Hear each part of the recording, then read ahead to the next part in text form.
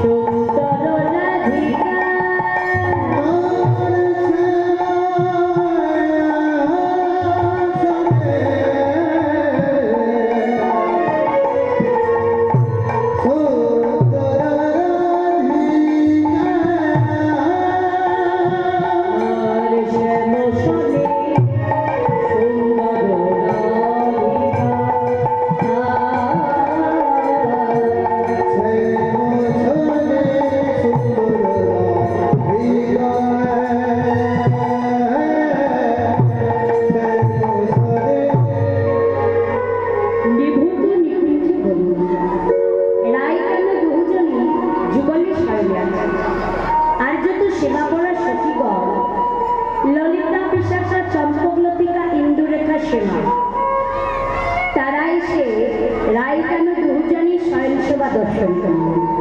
কি দেখছে জানো? বলি ভূতলে সুতল মেঘের ধরা, আমি নামিনী তাহাতে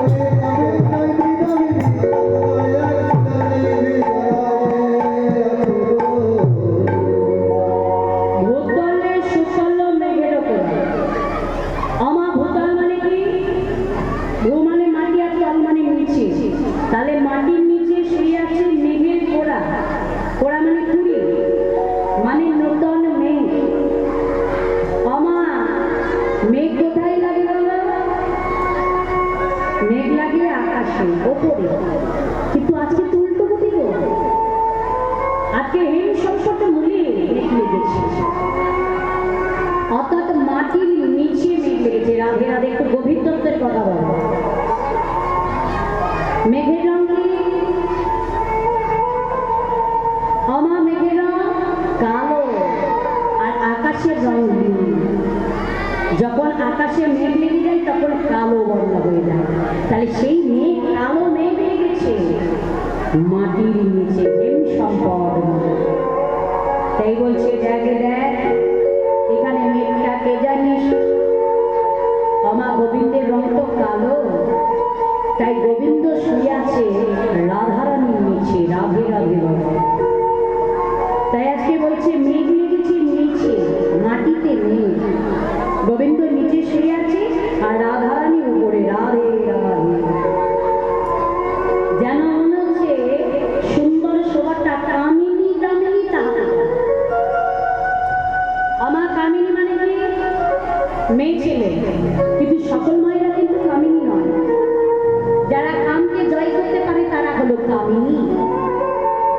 কৃষ্ণ সুখ ননি বাঞ্ছা ননি গোপিকার কৃষ্ণ সুখ লাগে করে সঙ্গম বিহার।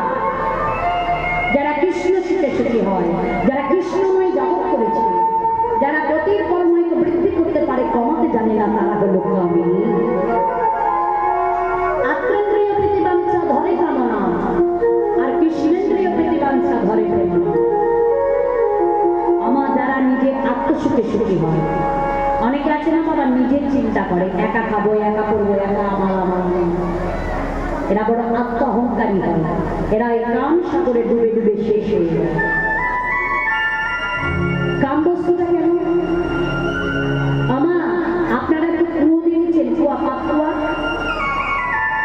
একটা কুয়ার ভিতরে যদি প্রবেশ করা যায়, যতটা গভীরে যাবেন সেখানে আলো পাবেন না, আলো আছে, অন্ধকার। যারা এই কাম সাগরে ডুবে যায় তাদের জীবনটা অন্ধকার। কিন্তু যারা কৃষ্ণ প্রেম করেছে, নির্মল স্বচ্ছ পরিষ্কার, প্রেম হচ্ছে জলের মতো বাবা, জলের কোনো আকার হয় না, জলকে যে পাত্রে ধরবে দেখবেন জল কিন্তু সেই আকার ধারণ করে। অর্থাৎ গোবিন্দ প্রেমটাও তত্র, ভক্তরা যেভাবে যে হৃদয়ে ধরতে পারে, গোবিন্দ সেই ভক্তের হৃদয়ে সেই আকার ধারণ করে। হরি বল। তাই আজকে